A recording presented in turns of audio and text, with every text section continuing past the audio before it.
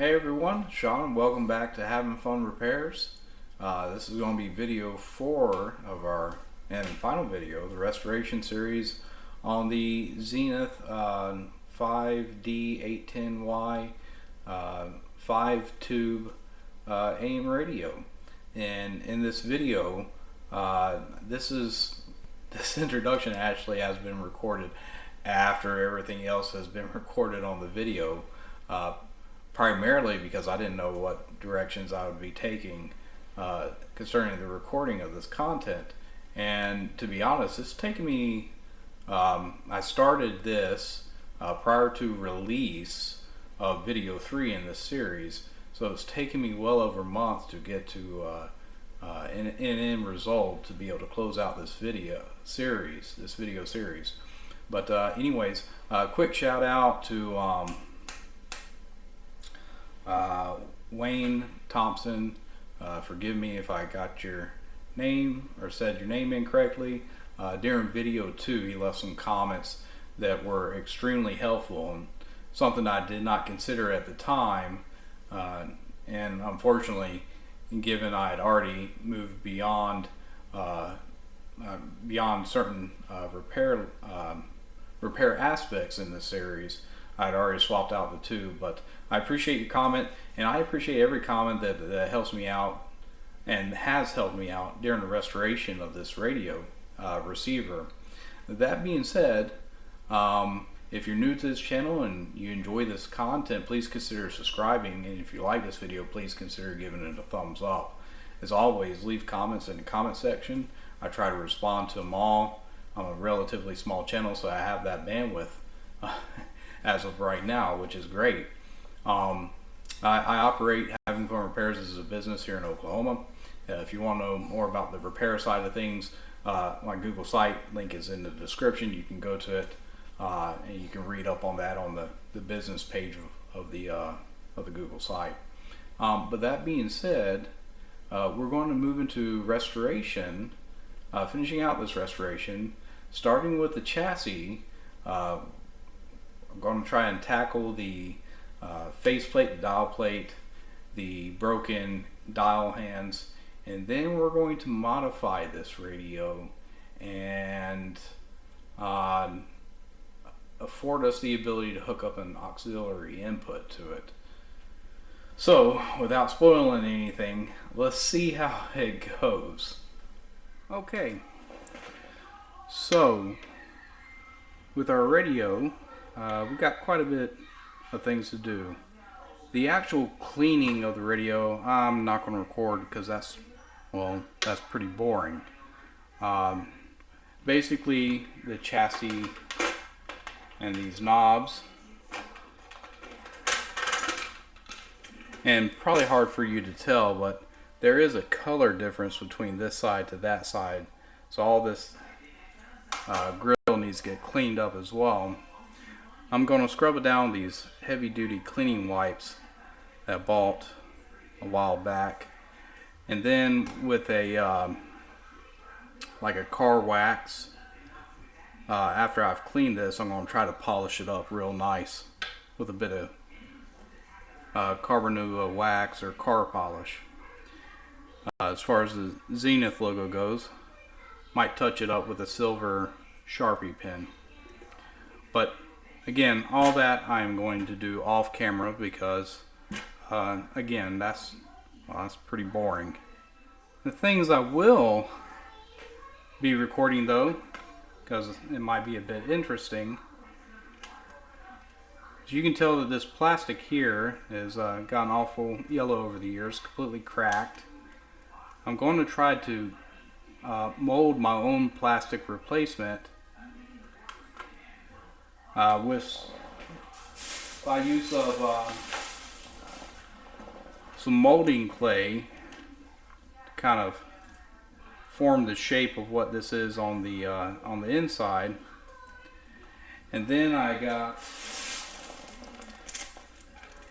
basically this thin plastic here. This is an ink blending mat. It's not traditionally what you would use in, like, say a vacuum form,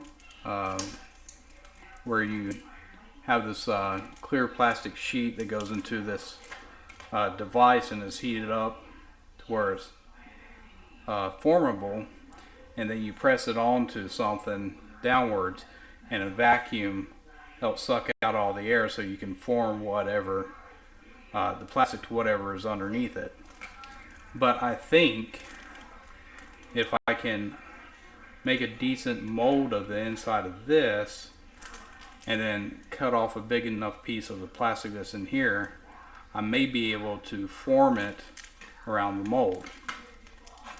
And then additionally, for our dial indicator, this part is broken pretty significantly, and I just broke it some more. Yikes.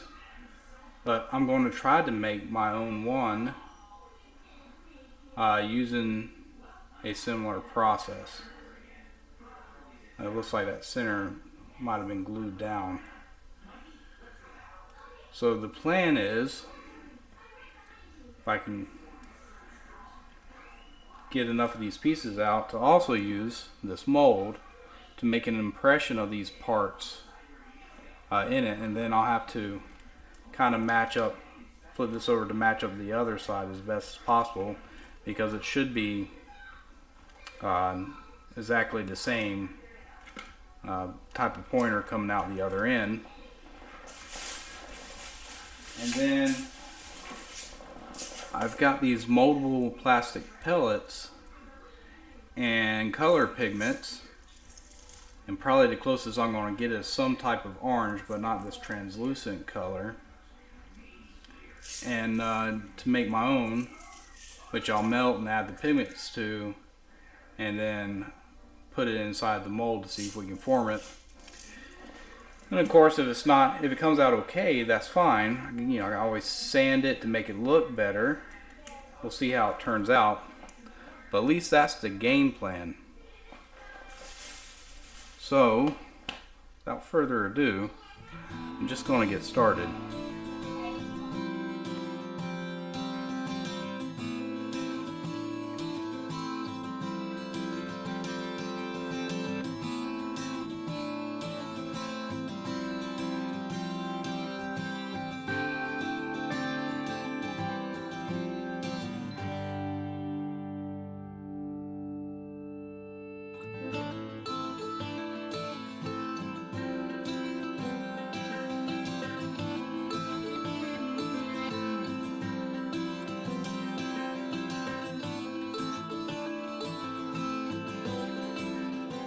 Alright, so I made my mold. It's pretty rough. Hopefully it'll still meet its purpose, and I've given it a day to kind of dry out a bit. I cut that plastic, and I'm just going to take my hot air gun, set it for a very the lowest temperature it can get, just to be able to, I don't want to burn this plastic, I just want it to start to get pliable, and I'm going to do my best to try to form this around the mold.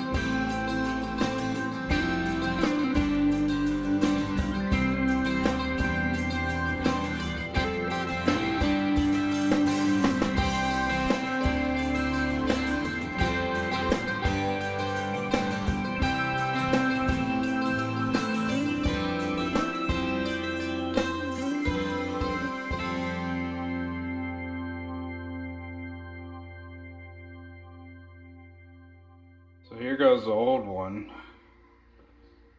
all cracked up and broken and discolored. And here will go the new one. You can already tell the difference. It's a lot clearer.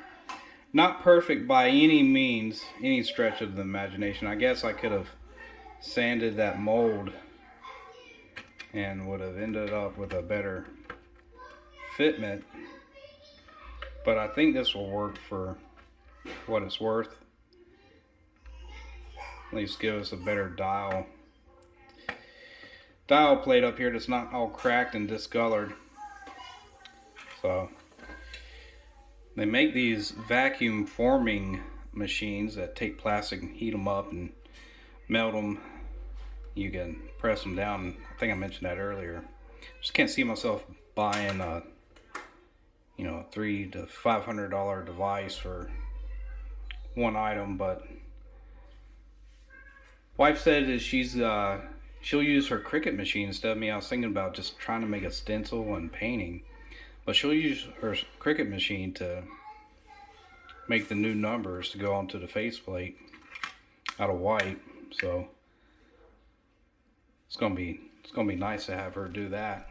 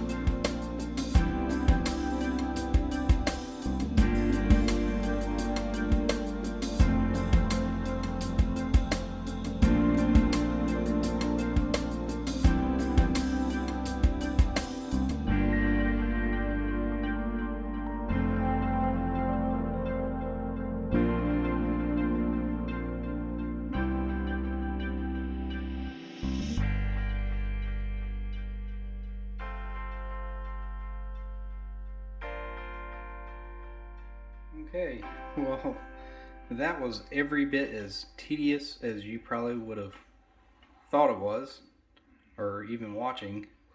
My wife made the numbers, little dials, a little bit bigger than what they were on the paper, which is perfectly fine. But there goes the results. May have to center this up a little bit, but I think that looks pretty good. You be the judge, you tell me. Again, I could have perfected this mold probably a whole lot better if I had taken the time to sand the actual mold that I made before melting this over, but I like it. I think it looks good. Here's the case, polished up a bit if you can't tell, but Anyhow, my wife's also a seamstress and makes clothes for kids ages and under. I'll put a link in the description. But check out her website and the clothes she makes. They're really really good. I don't know how to operate a Cricut machine, but she does. So I'm happy with this. Now to try to make this mold right here for the dial. I'd rather make more than what's needed than to, you know, put quite a bit of these pellets down in here, more than probably what's needed, than to undershoot it, because I can always sand it later. So what I'm going to do is put quite a bit in here, and then for the color, I don't think it will come out translucent, but I'm going to try to make an orange with one red and two yellows. I'll try that first.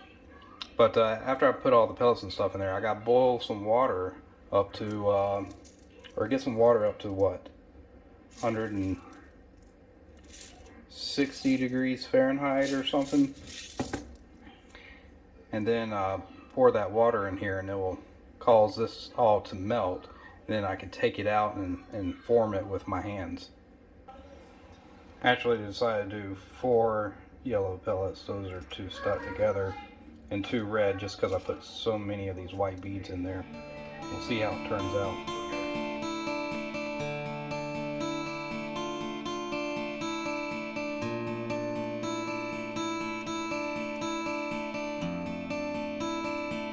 Okay, well, it made a pretty decent mold.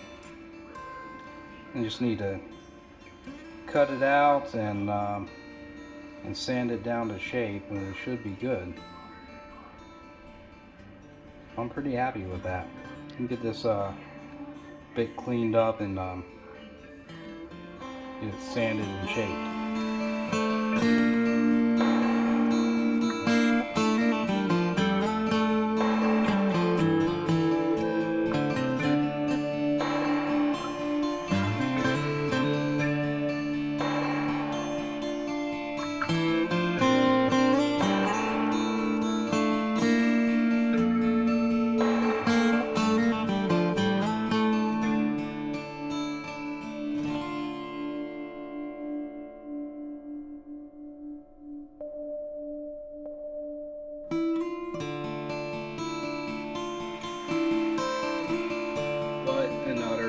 Nightmare this is. So I mean, it's good plastic. Obviously heat melts it so you can form it, and so now obviously when you try to sand it, that creates heat and it just melts it into these ugly carrot stick type shapes. So that's not going to work. Let me figure something out. Okay, so what I decided to do was to reheat the excess molding material that I had, and just put in just enough to get down into this cast. Now I'm going to use my heat gun to heat this all up, and I'm going to try to smooth out the excess and get it all off, so I have something closer to what it should have been, and then allow it to fully dry or harden up, and then with my diagonal cutters or cutters try to get it into shape. And then maybe hand sanding. I got this little sand pad here for a sander. I don't have any actual sanding block type sand pads on me. This is what, 735 grit? No, 220 grit. And I'll just hand sand it, so that way there's not a whole lot of friction. I can maintain the friction myself and not produce a whole lot of heat and actually melt the plastic. So we'll see how this turns out.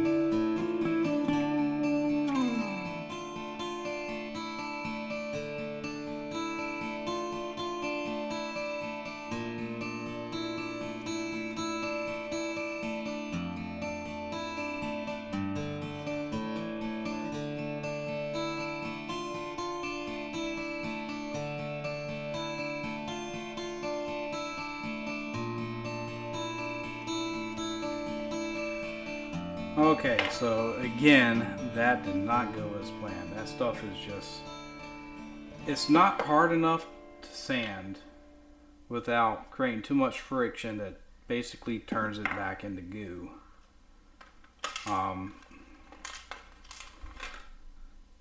Yeah.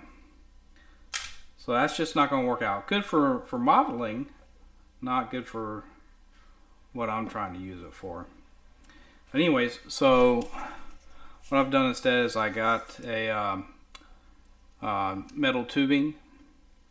If you recall from where we built this Kid STEM project, building those cars, and I cut a portion out of that metal tubing and then pinched the center flat, and the same thing on the tips, and then took the tips and got them to a point.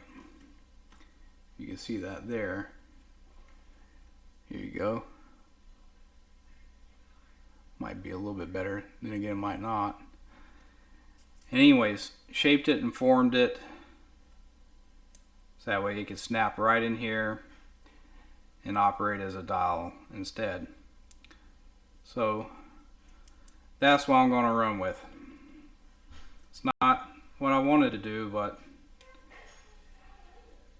it is what I am going to use. Okay, me from the future, stepping in a bit. I will not be using this. Instead, I will be using this.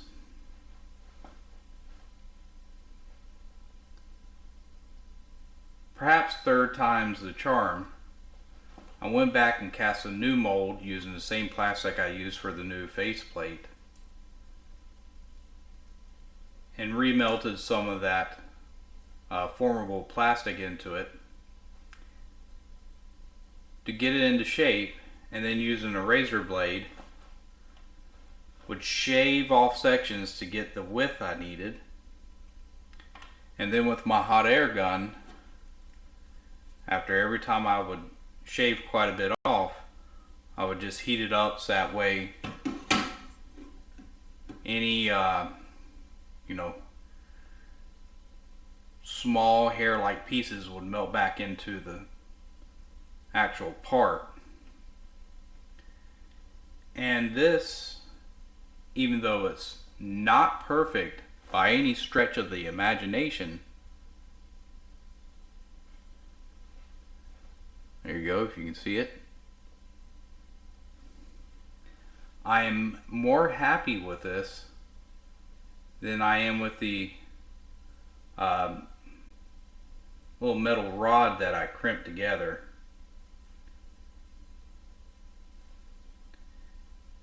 To fit into here. And the reason being is because this was kind of like a cop-out. I was so frustrated with the entire process that I was just ready to throw in the towel and sub it out for something that was easier to work with. But the intent of this project is to do a restoration. And so this is closer to how the radio would have originally looked, with the hands now being orange going to the dial on the front of the radio. And although it's not diaphanous or semi-transparent or translucent like the old part, and it's not an exact matching color, and there are some deformities in the shape, I'm a lot happier with this. And so that's what I'm going to use instead. Whether you like it or not, I don't know. You can leave a comment in the comment section. But this is how I'm going to move forward. So, I'm going to clean up my bench, and we're going to move on into the last scene, where I'm going to mod the radio to be able to accept a telephone audio, so you can play your Pandora or something, or connect a Bluetooth device. In order to do this audio mod, I need to determine what wire to clip feeding into my detector amplifier. Where'd my mouse go? Here we go. Where also I control the amplitude going into the detector amp before it gets to my power amplifier stage. If you remember, the detector amp, I said, is what detects the audio or extracts it out of the intermediate frequency. And you can see coming off of our tunable filter here, we have a white black wire feeding to one side of our volume pot. That's a 1 meg ohm pot. And then there's tapped off on the other side going to pin 2, as well as we've got a tap going here to pin 1 of our 12AT6. But anyways, I think this is the wire that I'm going to need to clip, and the best way that we can do that is with a simple test on the radio. Multi-year contracts, and that's why I use. Alright, so right now I've got the radio on, as you can hear. And there goes that white black wire heading out from that tie point on the tunable filter feeding into our volume pot. Every room, window, door. They're monitoring. So what I'm going to do is turn off the radio and kill power to it, and snip that wire to see if it kills the audio. And yeah, wire has been snipped off, as you can see right there. Got it powered back on. Now outside of hum, nothing is coming to the speaker. So we've got the right wire. Okay, I'm going to try to go over this diagram a little bit for you to basically explain what's going on, or what I'll be doing. But essentially, I'm going to take a like a cell phone audio plug, whatever size that happens to be, the smaller size, and I'm going to take my left channel and my right channel, that's this red and white wire, and I'm going to tie each one to a 33 ohm resistor. You see that right here. Right channel to 33 ohm resistor, left channel to 33 ohm resistor. Essentially that takes this stereo audio plug to mono, taking my stereo audio to mono audio. And then the ground of my wire will go directly to this top pin here on this transformer. Now I actually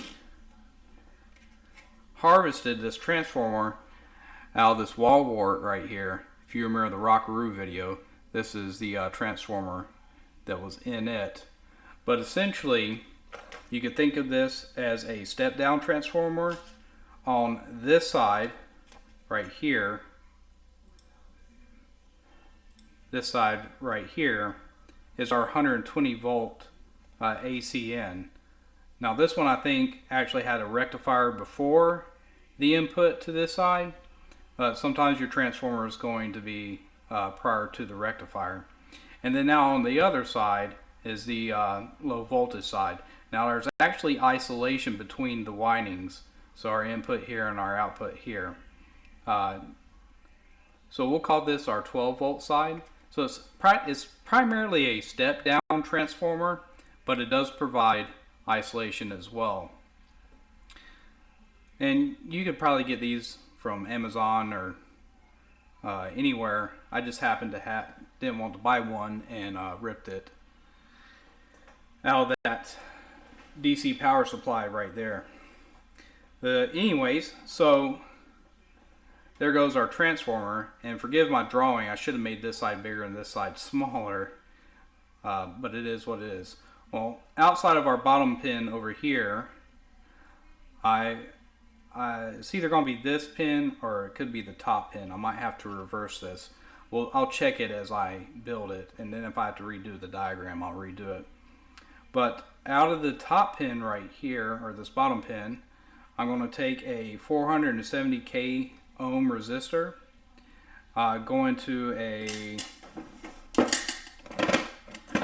thought I heard it fall earlier, and it did, 0.02 microfarad or 20 nanofarad capacitor, and then that in turn is going to head out and go to the bottom position of this switch. Okay, this is a single pole double throw switch, so we have a common center, but then we have L2 at the bottom and L1 at the top for toggling in between. Alright, now out of the common center, the wire I just snipped out of here going to my pot, that's what this right here this right here represents. Common to pot, and our pot was 1 megohm, so I took half the value, or almost half, which was 470k, going into our potentiometer. And then where this used to be connected to the filter over here, now that line coming off of our tunable filter will go to L1, so we can switch between the radio or switch down and switch over to external or aux audio. So I'm going to get this all wired up, and of course testing it along the way, and I'll probably have to drill a hole into the chassis of this radio in order to run this wire through, because I'm going to be mounting most of this internally. Except for the switch, I'm going to put it on the back of the radio. Most likely drill a hole and put it through the this cardboard antenna plate. But that's the plan. So let me get busy.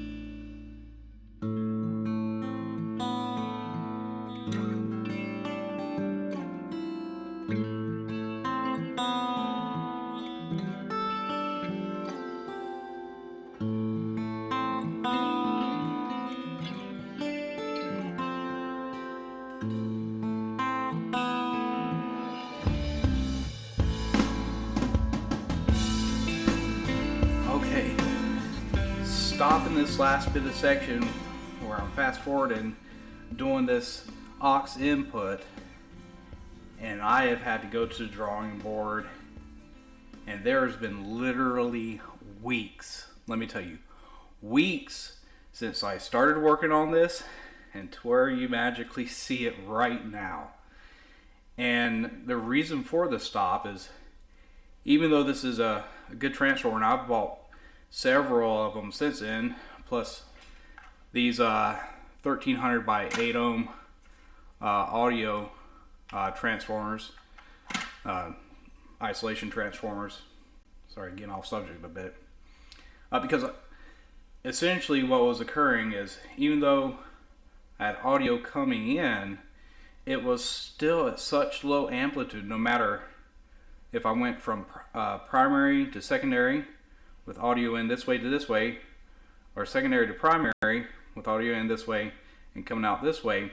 The amplitude was just so low, I did not get much of any sound out my speaker.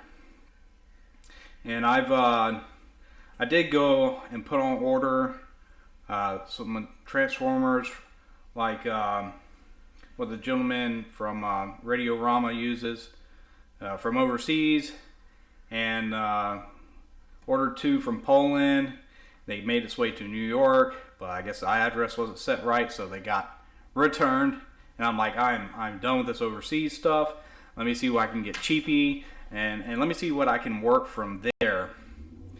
And essentially, what I've done is using LM386 op amp. I've made myself a preamp circuit.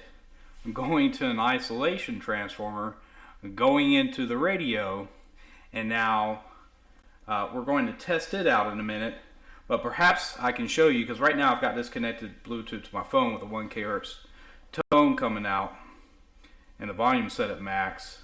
But perhaps I can show you with my oscilloscope the issue at hand. Let me pause for a second and get my oscilloscope turned on.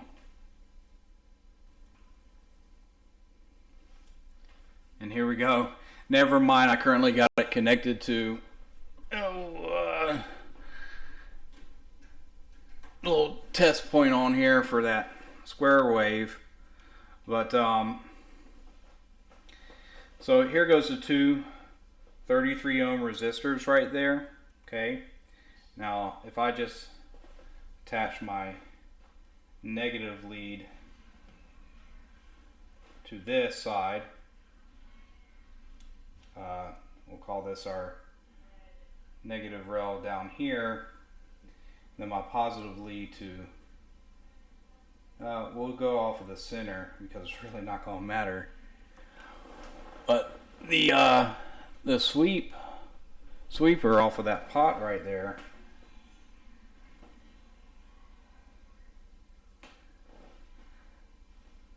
you can begin to see the issue.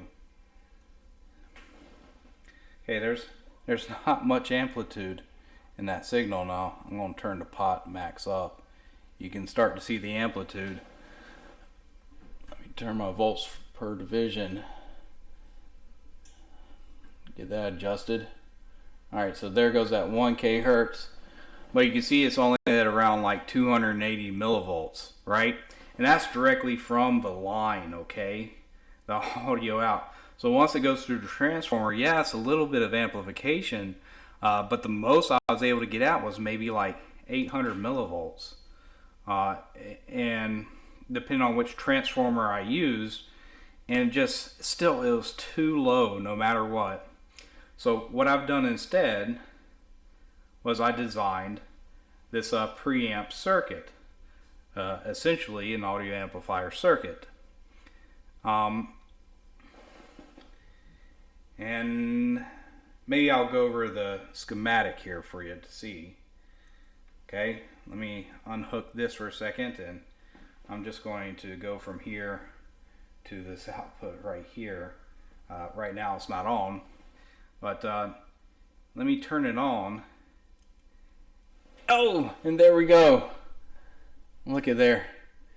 Now, I do need to decrease this a tad bit. Anyways, too much gain. Never mind the junkiness. That's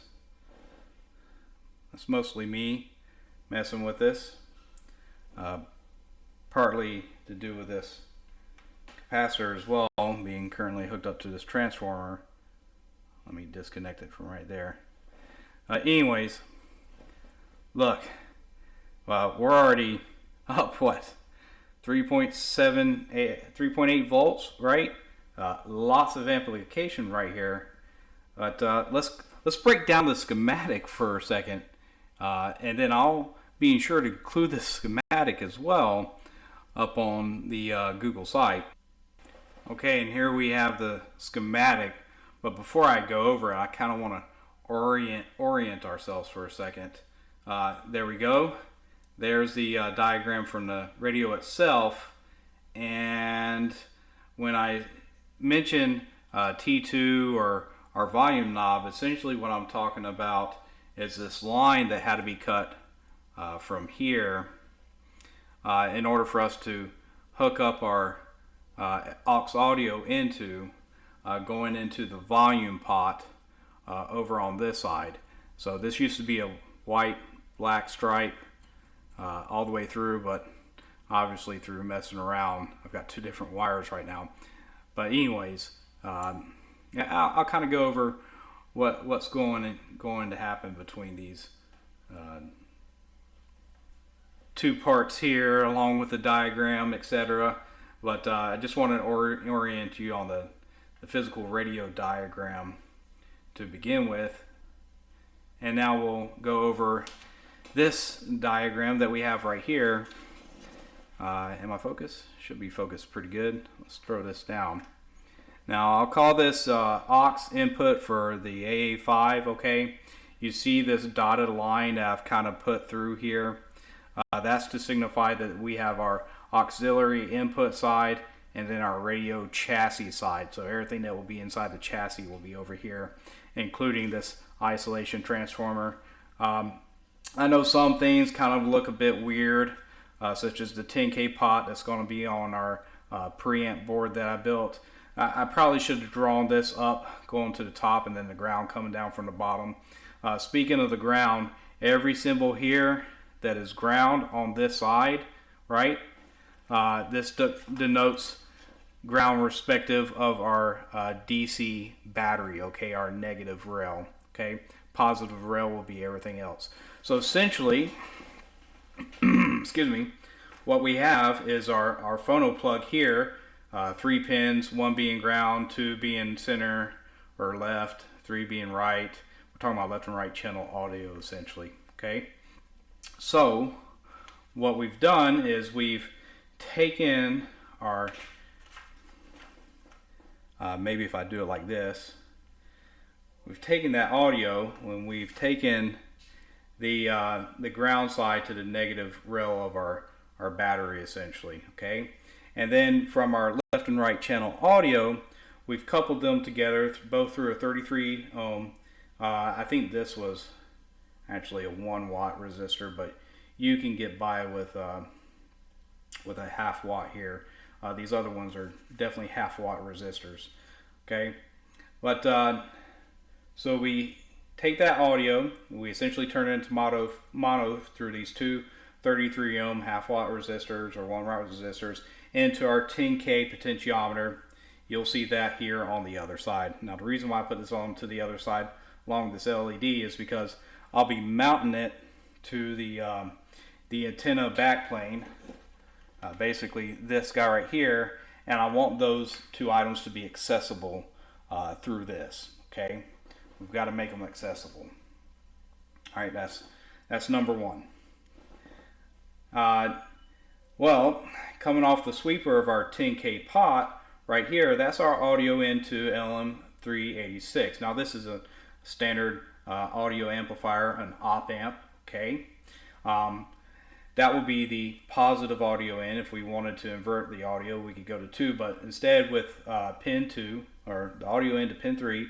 Pin 2, we're going to take that to ground, which we have done on this side. You'll see that here goes, that's our ground terminal. Pin 2 is right here, so pin 1 is up at the top, right here, top left corner. Pin 2, yeah, I've got a jumper down on this side. Anyways, tying it to this bottom leg here, this is pin 4, which is ground, which I actually forgot to write on here. So let's correct that. Pin 4, beep, beep, beep, beep, beep. Let's draw that in. Meow, meow, and meow. Pin 4 is a ground. I just tied these two things together. That's all that is. Okay. Now, our 9 volt, boom, this 9 volt here, I currently have going through this on-off switch right here. See, on-off. We'll be using a different switch once we actually get it going into the radio over here. But this 9 volt battery source right here, here goes break number 1, because we're going to use a double pole, double throw switch versus that single pole, single throw switch I currently have on there. But anyways, enough talking about that. Our 9 volt is going to go to pin 6 of LM386. Okay, that's going to power this op amp. What essentially is going to provide our gain, our drive to increase the amplitude of our audio signal. Okay, which is controllable through this 10K pot that I have right here on the back. I can actually overdrive it or underdrive it. I can adjust this for a good output level here. Okay. Now, main volume adjustment is going to happen in the radio, but you can consider this kind of like a preamp tone adjustment per se, although it really doesn't affect tone. But when you overdrive it, you can definitely tell a difference. More than likely, you'll tell a difference at the speaker. Anyways, so here goes our on-off switch. All right.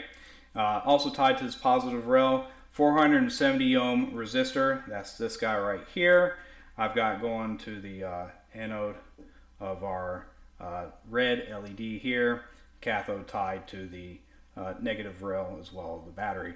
Why I need a voltage drop here, I don't want to drive this LED using 9 volts. This voltage drop gives us approximately around 2 volts for driving that LED. Okay, so that's good. And we come out pin 5, here is the audio output, right? This is where we have our gain. So low millivolts in, high peak-to-peak voltage, higher peak-to-peak voltage out. We got C2, that's this capacitor right here. This is not a polarity-centric capacitor, if I can put it that way. It's not non-polarized. There we go. 0.1 microfarad cap, decoupling cap going to R4, which is a R4 is right here. It's a 10 ohm half watt resistor going to ground. Okay, and then also coming off is our 1000 microfarad 16 volt cap here. Now this in and of itself is a fairly standard audio amp circuit. Now I did think about removing this microfarad 1000 microfarad 16 volt cap here at the end prior to going to our small little isolation transformer here. But mainly because if you were to look at something like this online, you'd see it tied across a speaker at that point. But we're not. We're going to a 1300 by 8 ohm isolation transformer, basically a impedance matching transformer that also provides isolation, which is good because we want to be isolated from this side of our transformer. This side here, we want to be isolated from our radio, but the secondary side over here. Okay, so, and I got these off of Google. Give me a second, I'll pull that up. Sorry, not Google, Amazon, right here. E-14 13 by 8 ohm, $19.99. You get a whole box of them.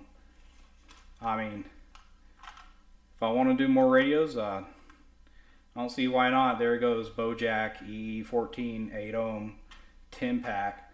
So 10 divided by, or 12.99 divided by 10, you know, you can do that math, whatever. That's what I went with ultimately. Now I did test this out with hooking it up to my O-scope from here with these other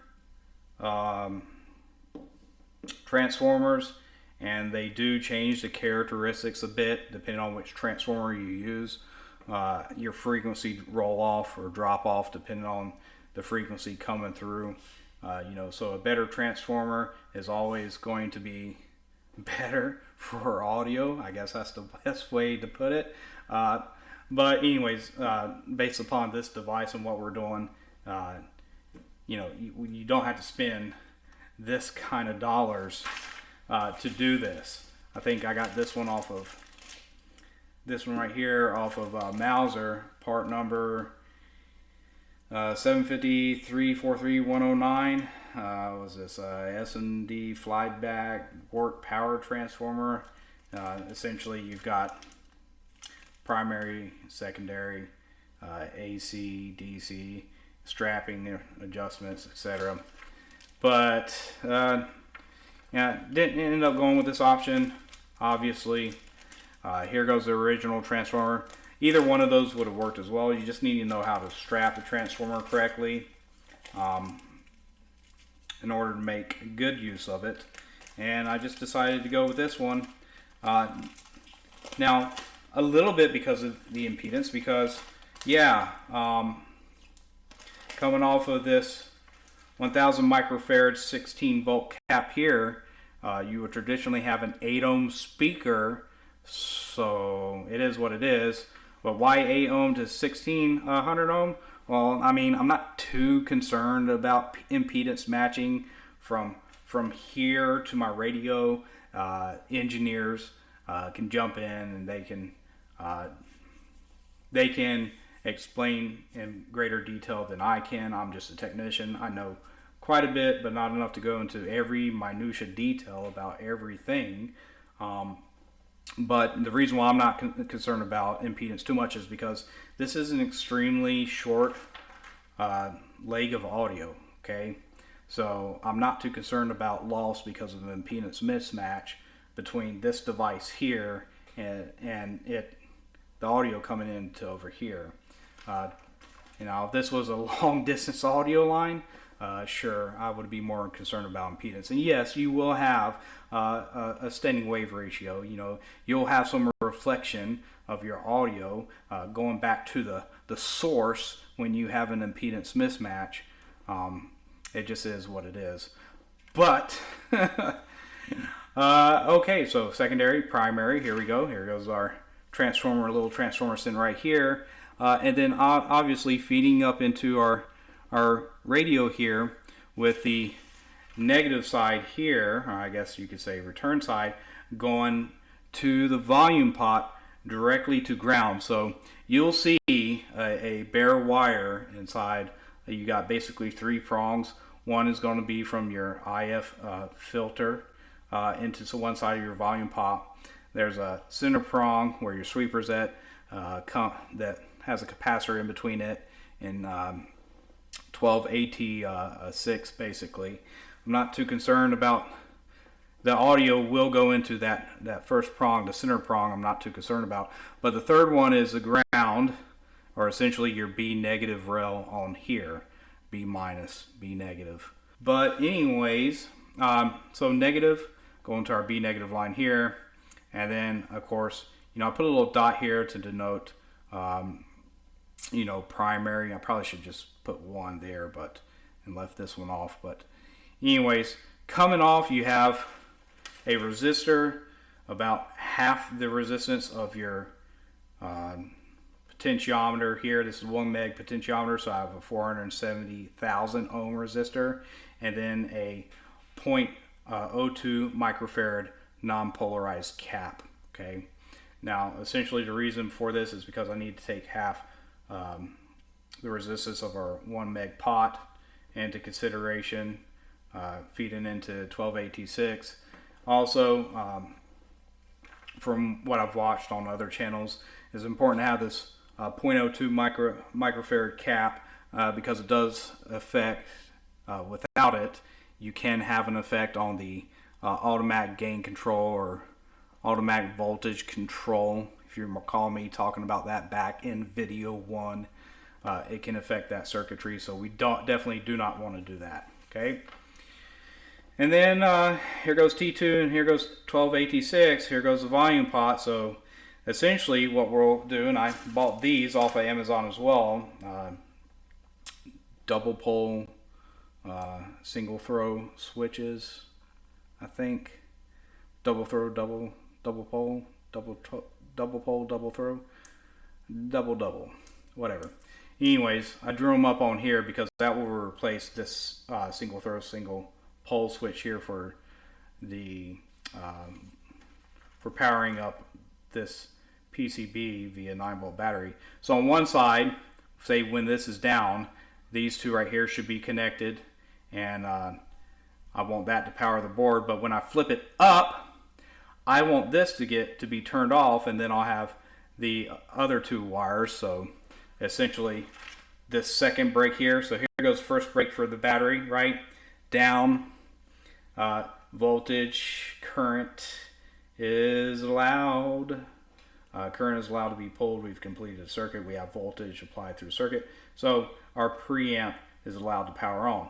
I switch it up, no longer connected, but now I'm connected through here, basically re-establishing this connection here. So that way the radio can function as it would as if nothing else was connected to it.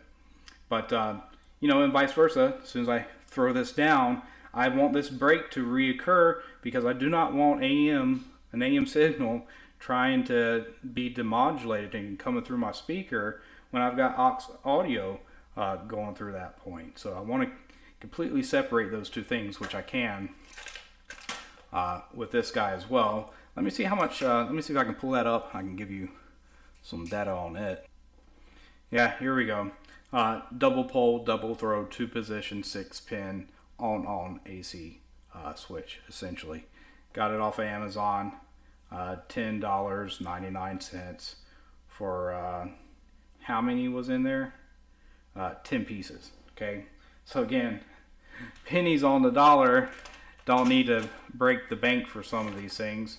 What have I not gone over? The PCB of something I had laying around. You know, it's a fun little item. It's not breadboard, but basically a through-hole PCB that you can build things onto it, such as what's intended for this purpose here. So let's try this out. I'm gonna hook this back up. You can see that LED is draining a bit. That's because this capacitor is discharging now. All right. Yeah. Let me get everything plugged up and we'll turn it on. This is disconnected for now, but we'll turn it on and see how it sounds. Let's do that. Okay, everything is on. Let's play our 1K of Stone.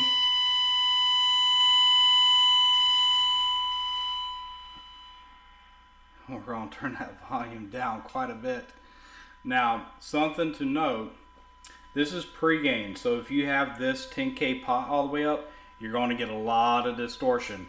Because of this 1,000 microfarad cap, any bass that comes through, if that is too high, you're going to hear the bass popping. It's not going to sound great.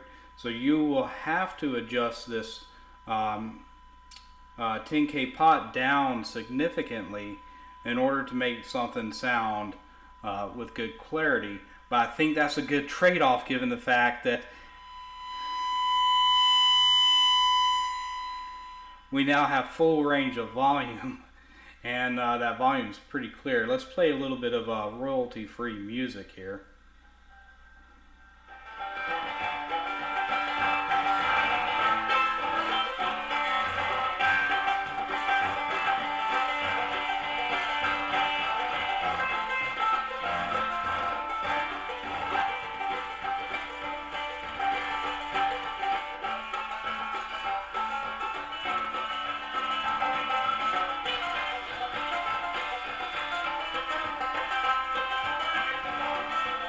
You got a tad bit of that rumble there.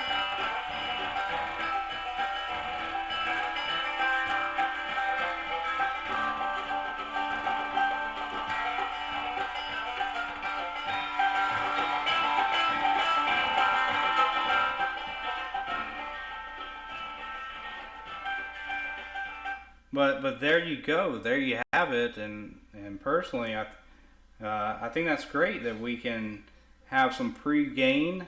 We've got ourselves an isolation transformer that's working for us pretty well. Basically, we got aux audio going into an AA5, and because of this setup, you know, something significantly worth mentioning is I don't have a shock hazard here now at this plug. That is very significant to note. So, what's to do but get everything buttoned up and put inside this radio, and man, let's test it out how it should be. Let me do that, and most likely, you know, I'm not going to record this part because I don't want to reassemble the entire radio and ruin the experience of everything set up how it should be inside the cabinet. So I'm going to not record this portion for the sake of having a complete product to show you, and we'll go from there. Well, in typical fashion, I couldn't leave well enough alone, and I ended up tackling a few more things on this amplifier I built, mostly because of that, having to keep the gain way down so that way when the bass was coming through it wasn't overdriving the speaker. I've rectified that. Essentially, I swapped out C1 here from 1000 microfarad 16 volt to a 220 microfarad 16 volt cap, and then needed to as well, and I'll have to draw up a whole new diagram, which is fine. Added in an additional cap here. What was that? 100 microfarad. I didn't have a 16 volt. I had a Oh no, it is a 16 volt. 100 microfarad, 16 volt cap between here and here. And just so you can hear that. Yeah, baby, hold on a second. Here goes some royalty-free music.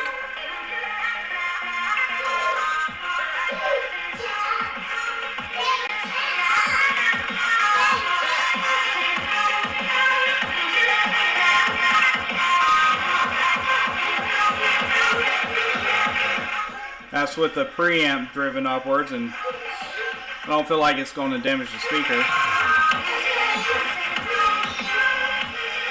Let's turn it down a bit, turn up the volume.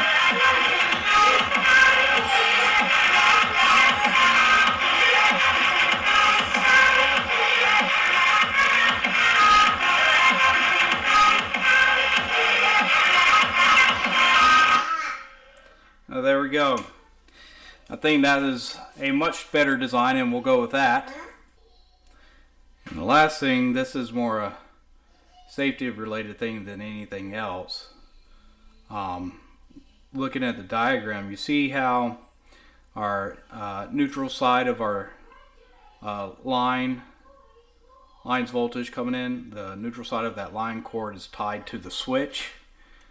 Well, it's not a really good safety practice to have the neutral side on an on-off switch, because essentially what that means is that our line's voltage is always going to be on chassis. Essentially, it's going to be here. It's going to be throughout the components. It's just the circuit isn't complete. I don't have this plugged in right now, so don't mind the wedding band. But you know, the voltage is just sitting within here, because our neutral side of the cord has been cut. So anything within here, even once it's in the case, is a shock hazard. Say I need to pick up the radio, move around. If I, again, should be low current because of the replacing of the capacitor and this X2Y2 safety cap.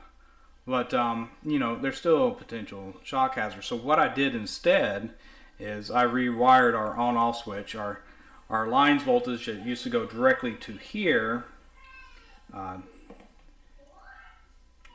This red wire here, boop, used to be the positive side of this cord. Our lines voltage connected to there.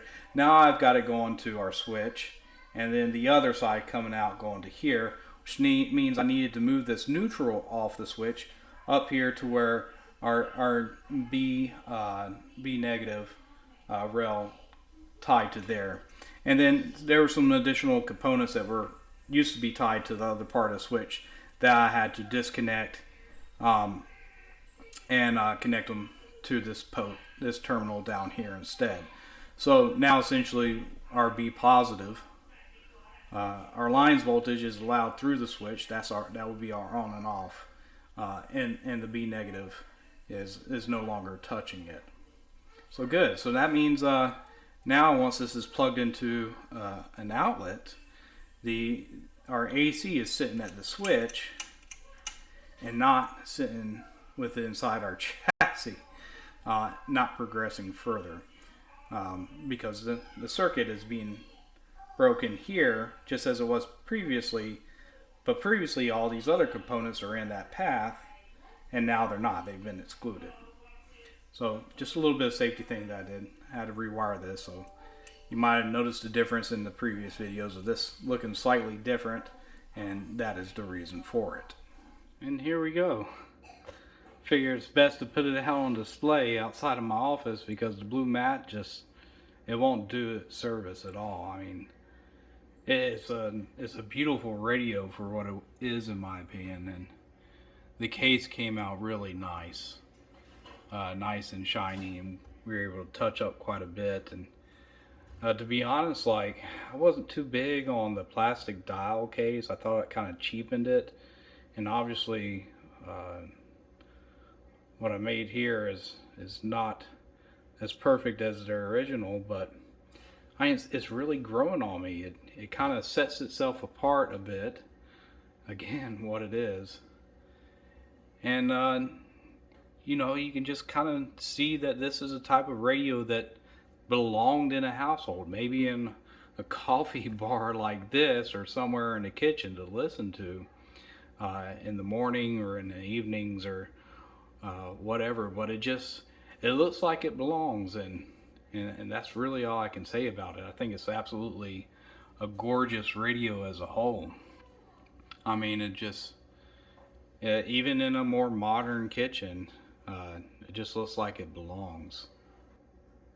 So let's turn it on, and we'll just listen to it for a little bit.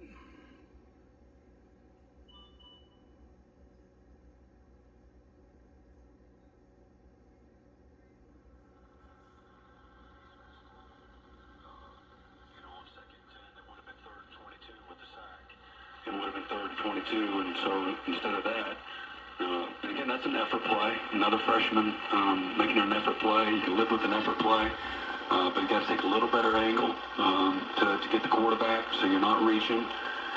And so that's a fundamental thing.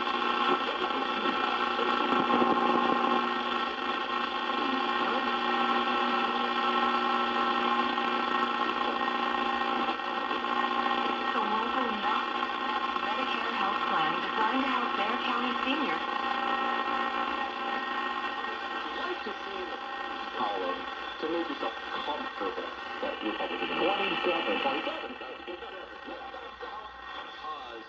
I would go to the bank and cash my check and it would never make it home.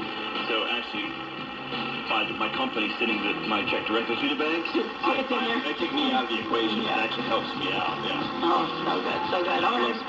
Absolutely. Again, free call anywhere in the country, 888-825-5225, here to talk about your life and your mind. Way better reception than what's in my office around all the test equipment and stuff.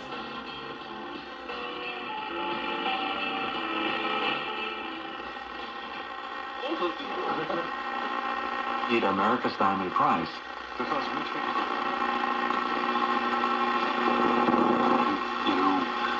done some of those things, maybe they deserve, a little bit of grace because they've got a great track record, but, we give up just before half, after really dominating them on defense, the whole first half. We had fit a couple of kickoffs really well, and we go and we come inside the block instead of splitting the block like we're supposed to, and like we had on 2 previous kickoffs, and they run it up the sideline for 42 yards, and now they got a minute to go. All right, here's what they're going to do. And when you don't listen to AM, you want to connect your phone up. Simple as a switch. You see the lights on now.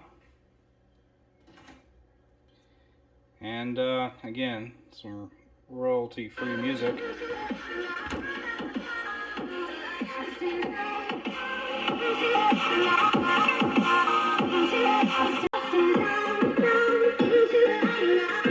We could never get any kind of great rhythm. We ran the ball really And there you go. And like I said, I didn't want to spoil the moment of having this displayed and ready, but I just think it's really, I think it's something else, and I think you've got to give a bit of appreciation to something designed in the 1940s that still can fit in more modern household. And as much as a trial it was to do certain things with this radio, especially fabricating this new plastic case, the dial hands, etc. I really like the product as it turned out. And I'll throw up in the corner somewhere some pictures of the reassembly and stuff. I did take pictures, but I didn't want to record the entire thing and spoil this. So it is what it is, but hopefully you have some appreciation for this as well. You're committed to doing things a certain way, and winners fight and compete, and these guys, that's who they are. Whether a lot of people.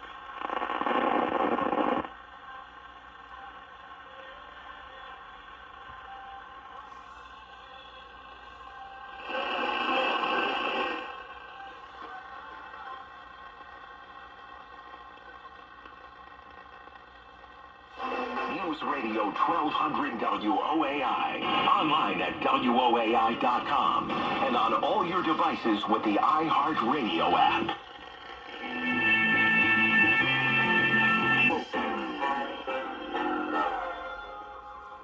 Yeah, I don't want to trigger anything there on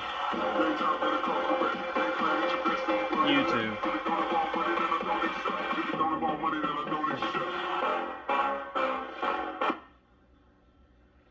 Oh, there we go. Turn that off, but hey, it's a radio.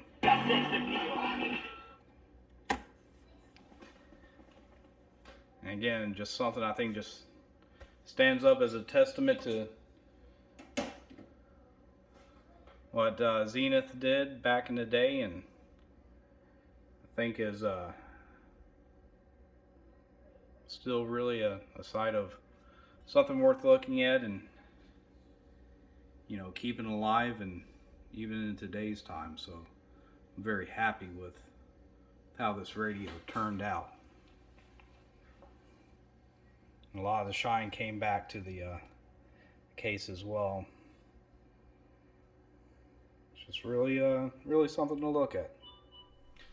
Well, that's going to bring this restoration series to a close, and kind of feel a bit saddened doing that, because the journey in restoring this radio for me was incredibly enjoyable, and to finally have an end product I can't quite put to words how that feels, and being able to touch something from this era, get it working, and also adding to it to make it maybe more marketable in a modern time. Are there some things that I would have done differently? Absolutely. I've learned a lot along the way.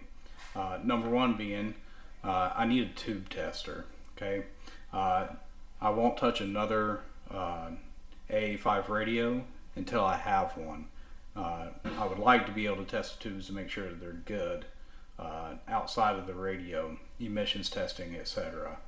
I think that's important. And although I did not necessarily test the tubes outside the radio on this one, I did check voltage, current, etc. Some things recorded during the series, some things not. And also, you know, if I was to do things a bit differently, obviously the faceplate, I need to get better at doing moldings and such. But it was a learning experience, and even though I've racked my head over so many things in this last video, I mean, everything felt like a failure, from the faceplate to the dial hand to the aux input. Everything constantly setback after setback after setback, and then having to take time away to come back at it and think about it differently and reattack it to get what is actually on hand.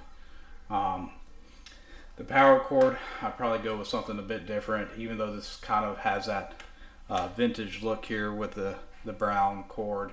It's incredibly stiff. I would definitely use a different type of cord in the future, something a little more pliable. But yeah, I mean, what else is there to say? I mean, this is just it's great to be able to take something that wasn't in I wouldn't say it was in the worst of the worst conditions of any AA5 I've ever seen. I've seen some channels where some guys have taken worse off radios and restored them, but it wasn't in the best condition at all either. It obviously needed quite a bit of TLC and quite a bit of troubleshooting and component level replacement, as well as realignment. And then you heard, I mean, I didn't go through the entire band while in my kitchen recording that last segment, but we definitely got back a lot of sensitivity, especially after I moved out of this office with all the test equipment and switch mode power supplies and everything else. You know, this received sensitivity just was pretty good in my opinion. Now, does it sound incredibly clear and great? Again, this is an old radio. I think it sounds how it should sound. Maybe if I had swapped out the 12AT6 to prior to the 50L6 GT, that might have resolved some issues. But again, I need a tube tester. But I'm going to call this product good for what it is. And then, you know, shameless pitch, if I can put it that way. Obviously, I operate a repair business here in Oklahoma.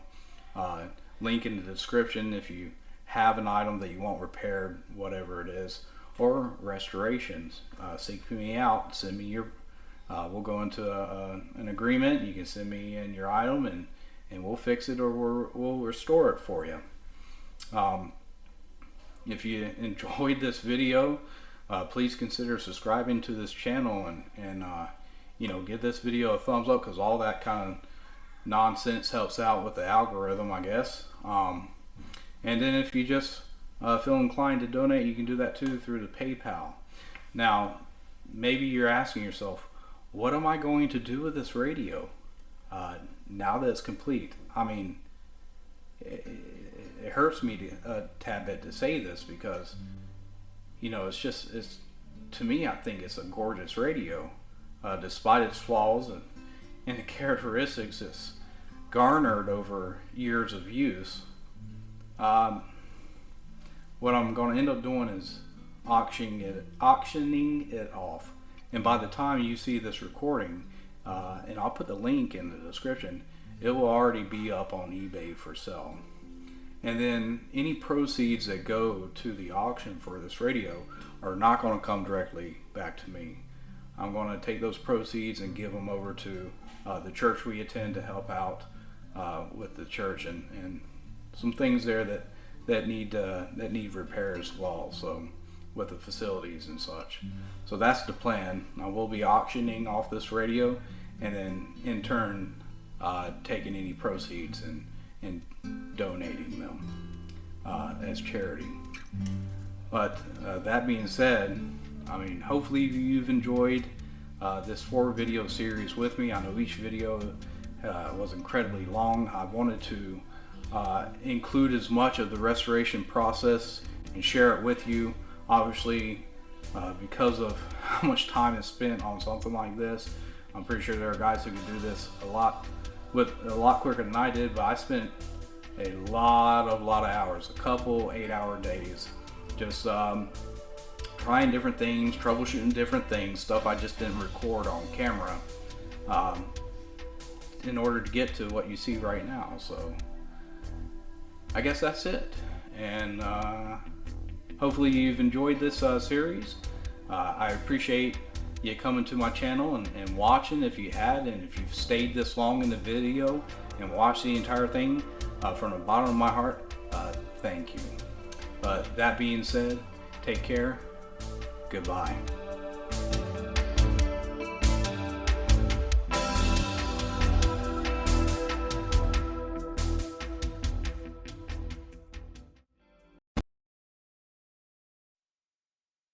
Mark?